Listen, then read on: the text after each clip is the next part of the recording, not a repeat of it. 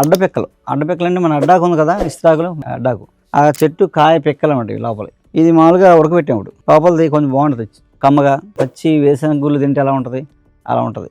Okay, దీని మామూలుగా అయితే ఎండిపోయాక కాల్చుకుని తింటారు. వేపిన జీడిపప్పు, వేపిన వేరుశనగ గుళ్ళు ఎలా ఉంటాయి అంత టేస్ట్ ఉంటుంది, దానికన్నా టేస్టీగా ఉంటుంది, తింటారు, మంచి బలం. ఇది మేము కూర లాస్ట్ టైం కూర వండాం, గోంగూర పువ్వులని ఇది కలిపి కూర వండాం అనమాట. సో ఇది పిక్కలు ఒకటి ఇస్తాం, కాలితే తినొచ్చు మీరు.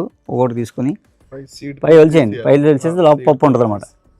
మీరు మామూలుగా బాదం నానబెట్టి తింటున్నారు కదా, డ్రై ఫ్రూట్స్ నానబెట్టి తింటున్నారా, అడ్డపిక్కలు కూర వండుకోవచ్చు, అడ్డపిక్కలు పప్పు వేపుకుని స్నాక్స్లా తినచ్చు, లేకపోతే లడ్డు తీసుకోవచ్చు, చాలా మంచి బలం ఉంటుంది. ఇవి అందరూ చూస్తే అనుకుంటారు మినువులో బొబ్బర్లో అనుకుంటారు, నల్ల బొబ్బర్లో అనుకుంటారు పెద్దగా ఉన్నాయని. ఇవి నల్ల జుడుములు అంటే కందిపప్పు ఫ్యామిలీయే. నల్ల జుడుములు అని వీటితో ఇడ్లీ చేసుకుంటారు, అది కూడా అది. ఇవి ఎర్ర జుడుములు, దాంట్లో రొట్టెలు అలాంటివి చేసుకుంటారు, దీంతోనేమో పప్పు వండుకుంటారు.